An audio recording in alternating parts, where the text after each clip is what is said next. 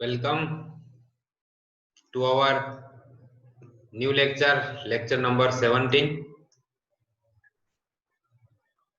Last lecture के अंदर हमने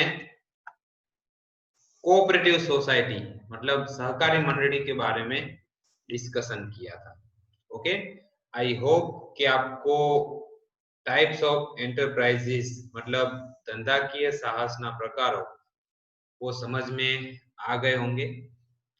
आज जो हम डिस्कस करने वाले हैं वो है कि अगर आपको कोई भी बिजनेस स्टार्ट करना हो तो आप इन सब में से कौन सा टाइप पसंद करेंगे। ओके, सो चलिए देखते हैं।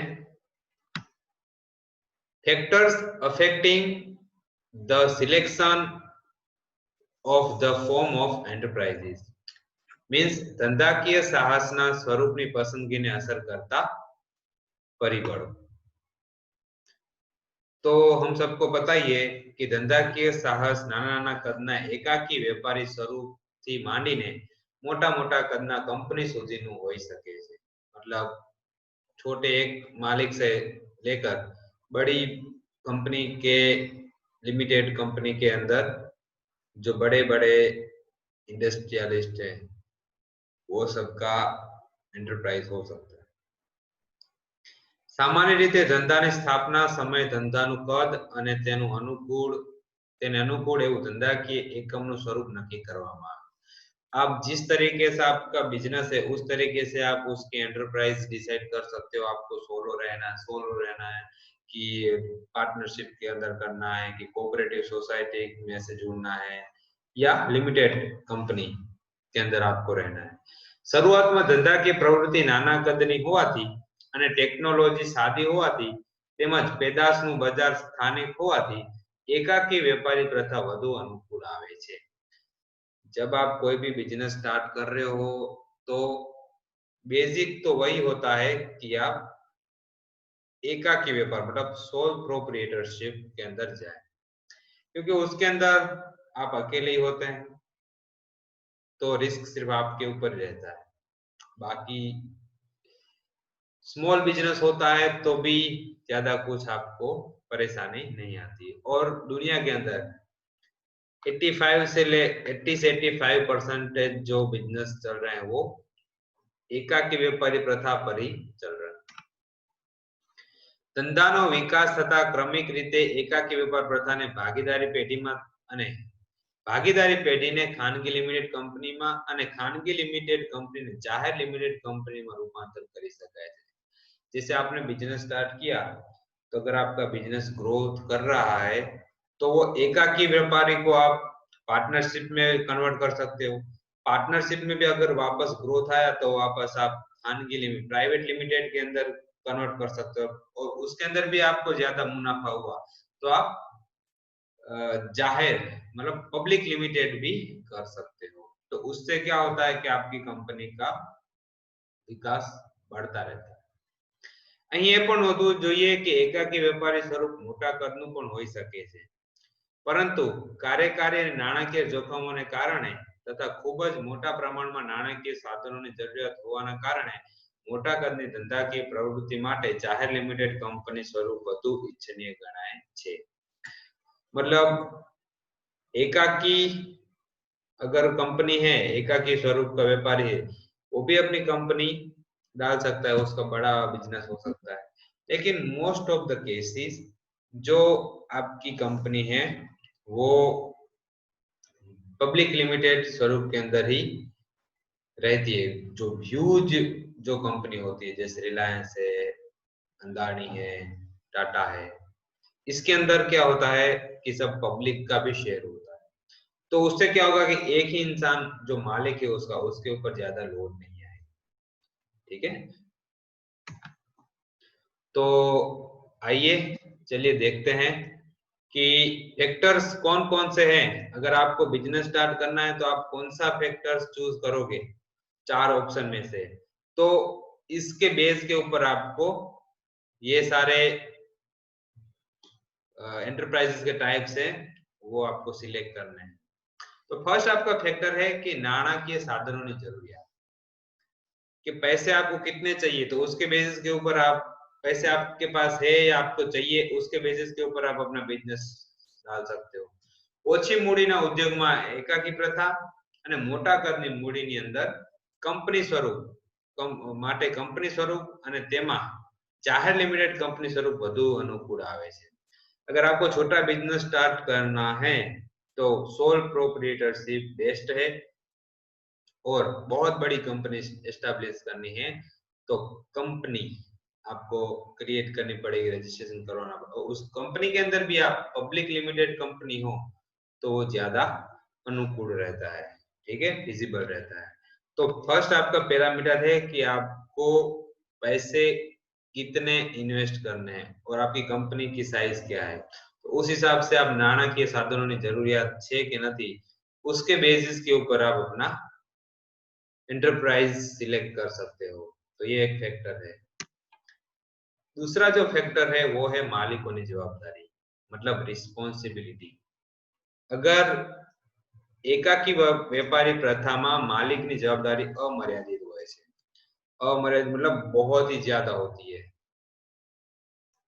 अकेला एक ही मालिक होगा कंपनी का तो उसकी रिस्पॉन्सिबिलिटी ऑब्वियसली बढ़ जाएगी, जबकि कंपनी स्वरूपनी इक्विटी शेर ની દાર્શનિક કિંમત સુધી મર્યાદિત હોય છે। मतलब आके कोई कंपनी स्वरूप है, मतलब GAIL India limited, Reliance India private limited, ये कोई भी जो लिमिटेड कंपनी है तो उसके अंदर जो आपका शेयर होगा वो शेयर का जितना हिस्सा होगा उसी का ही आपका प्राइस होगा। सो आથી મોટા કદની ને ઊંચા ધંધા કે જોખમ વાળા ધંધા માટે કંપની સ્વરૂપ અનુકૂળ ગણાય છે।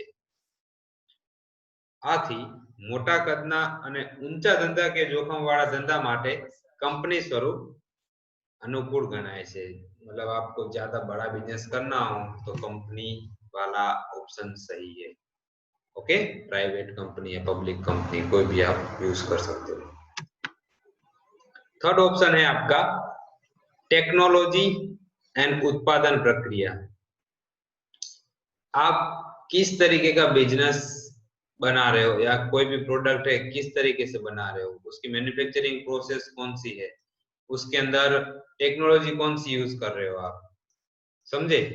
तो जेमा व्यक्तिगत पुनःनी जरूर छे અને જ્યાં ટેકનોલોજીની જરૂર નથી તેવી પ્રથા માટે એકાકી પ્રથા બરોબર છે, તથા ભાગીદારી પેઢી સ્વરૂપ પણ અનુકૂળ આવે છે। જ્યારે મોટા કદના ઓટોમેટિક અને કોમ્પ્લેક્સ ટેકનોલોજીનો ઉપયોગ કરતા ધંધા માટે કંપની સ્વરૂપ अनुकूल साबित થાય છે। जिसके अंदर ज्यादा टेक्नोलॉजी की जरूरत नहीं है वहां पे आप अकेले भी मालिक बनकर अपना बिजनेस कर सकते हो, लेकिन जहां पे बहुत सारा टेक्नोलॉजी यूज होता है वहां पे आप कंपनी जो रजिस्ट्रेशन होता है ना, कंपनी स्वरूप का बिजनेस एंटरप्राइज रख सकते हो। क्लियर। नेक्स्ट है आपका बाजार नो विस्तार। आपके जो मार्केट एरिया है वो कौन कौन से हैं। आप गांव में बेच रहे हो, सिर्फ आपका उधर ही चलता है, सिटी में आप बेच रहे हो या पूरे देश में बेच रहे हो या इंटरनेशनल मार्केट के अंदर भी बेच रहे हो, तो उसको कहते हैं आपका मार्केट एरिया, बाजार नो विस्तार।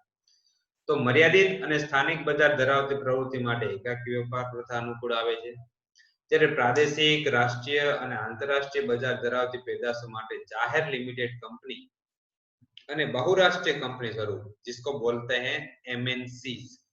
आपने बहुत बार सुना होगा कि एमएनसी एमएनसी है। एमएनसी का फुल फॉर्म होता है मल्टीनेशनल कंपनीज। तो आपका बिजनेस इंटरनेशनल लेवल पे है तो आप एमएनसी के तौर पे भी आपका बिजनेस एंटरप्राइजेस वो सिलेक्ट कर सकते हो। ओके, नेक्स्ट है प्रोफेशनल वहीवटी कौशल की आवश्यकता। જ્યાં ચીલા ચાલુ પદ્ધતિ અને કૌટુંબિક ધોરણે ધંધા ચલાવતા હોય ત્યાં એકાકી પ્રથા અથવા ભાગીદારી પ્રથા પેઢી કે હિન્દુ અભિવ્યક્ત કુટુંબ તથા પ્રથા અનુકૂળ પુરવાર થાય છે। જ્યારે ઉત્પાદન, માર્કેટિંગ, ઇન્ફોર્મેશન ટેકનોલોજી કે જ્યાં વિશિષ્ટ વ્યવસાયિક કૌશલ જરૂર હોય ત્યાં મોટા કદની પ્રવૃત્તિ માટે કંપની સ્વરૂપ અનુકૂળ આવે છે। बेसिकली जहां पे आप ट्रेडिशनली तौर तरीके से ही आपका प्रोसेसिंग कर रहे हो, वहां पे तो ज्यादा कंपनी की जरूरत नहीं होती, वो आप खुद भी अकेले संभाल सकते हो। लेकिन जहाँ पे बहुत सारा प्रोडक्शन हो रहा हो, मार्केटिंग की जरूरत हो, इंफॉर्मेशन टेक्नोलॉजी का जहाँ अच्छे से आप यूज करना चाहते हो, तो वहां पे कंपनी के तौर पर आपको आपका बिजनेस स्टार्ट करना चाहिए। ओके, 6 નંબર का जो पॉइंट है वो है आपका ધંધાની સ્થાપના કરવાની અને તેના અંત લાવવાની પ્રક્રિયા। आप कोई भी आपका बिजनेस स्टार्ट करते हो तो उसको स्टार्ट कैसे किया जाए और स्टॉप कैसे किया जाए, उसके बेस के ऊपर जो आपको सिलेक्ट करना हो तो कैसे सिलेक्ट करोगे। तो ધંધાની સ્થાપના સમય પરવાનગી, નોંધણી અને સંચાલન સંબંધી અનેક સરકારી નિયમોનું પાલન કરવાનું હોય છે। मतलब जैसे आपको कोई बिजनेस स्टार्ट करना है तो सरकार से आपको परवानगी लेनी पड़ेगी, उसका रजिस्ट्रेशन करवाना पड़ेगा, संचालन संबंधी अनेक सरकारी नियम का पालन करना पड़ेगा। सामान्य रीते एकाकी व्यापारी प्रथाમાં જાહેર હિત વધુ સમાયેલું ન હોવાથી તેની સ્થાપના કરવાની અને અંત લાવવાની પ્રક્રિયા સરળ છે। अगर आप सोल प्रोप्राइटरशिप में हो तो उसकी स्थापना और उसका बंद कर देना कंपनी को बहुत इजी, उसके अंदर कुछ माथाकूटी नहीं है कि आप कब अपना बिजनेस स्टार्ट करो कब बंद कर दो। वहां पे सरकार की परवानगी रजिस्ट्रेशन करवाने की जरूरत नहीं पड़ती है। तो वहां पे आप एकाकी प्रथा यूज कर सकते हो। उससे उल्टा कंपनी स्वरूपની स्थापना करवा અને અંત લાવવા अनेक प्रकारની કાયદાકીય વિધિનું પાલન કરવું પડે છે। अगर आपको कोई कंपनी एस्टेब्लिश करनी है तो उसके अंदर आपको बहुत सारी अलग अलग कायदाकीय फॉर्मेलिटीज का पालन करना पड़ेगा। ओके, और लास्ट में है 7th नंबर का पॉइंट है आपका करवेराની જવાબદારી मतलब टैक्सेस। ભારતમાં કરવેરાની જવાબદારી ધંધાકીય એકમના સ્વરૂપના આધારે નક્કી થતી હોય છે। આથી કરવેરા આયોજનના ભાગ રૂપે જે પ્રકારના સ્વરૂપમાં કરવેરાની જવાબદારી આવતી ન હોય તે પ્રકારની ધંધાકીય પસંદગી કરવી જોઈએ, વધતી ન હોય। तो इनकम टैक्स के जो परसेंटेज है वो अलग अलग है, अलग अलग कंपनी के। अब सोल प्रोप्राइटरशिप को तो अलग है, कंपनी में अलग है, पार्टनरशिप के अंदर अलग है, सरकारी मंडली मतलब कोऑपरेटिव सोसाइटी के अंदर अलग है। तो आपको जिसके अंदर टैक्स बचाना हो वो आप सिलेक्ट कर सकते हो। ओके, तो ये हो गया हमारा मोस्ट टाइम पे क्वेश्चन जीटीयू में पूछा गया है कि फैक्टर्स कौन कौन से अफेक्ट करते हैं सिलेक्शन फॉर द एंटरप्राइजेस के लिए। तो ये परिबड़ों है, तो इसको हम वापस से एक बार रिकवर करते हैं। फर्स्ट है आपका नाणकीय साधनों की जरूरियात मतलब the need for financial resource. Second one है मालिकों की जवाबदारी मतलब the responsibility of the owners. Third one है उत्पादन प्रक्रिया और टेक्नोलॉजी मतलब मैन्युफैक्चरिंग प्रोसेस एंड टेक्नोलॉजी कौन से आप यूज करते हो। फोर्थ वन है बाजार નો વિસ્તાર मार्केट एरिया आपका कौन सा है। फिफ्थ वन है प्रोफेशनल वહીવટી કૌશલ્યની आवश्यकता मतलब require of professional administrative skill की जरूरत है कि नहीं है। सिक्स्थ वन है आपका ધંધાની સ્થાપના કરવાની અને તેનો અંત લાવવાની પ્રક્રિયા means the process of establishment of और ending of the business. And seventh one है करवेराની જવાબદારી मतलब टैक्स लायबिलिटी। तो इन सब के बेस के ऊपर आप आपका ये सारे फैक्टर्स के बेस के ऊपर आप अपना बिजनेस कौन सा एंटरप्राइज आपको सिलेक्ट करना है वो कर सकते हो।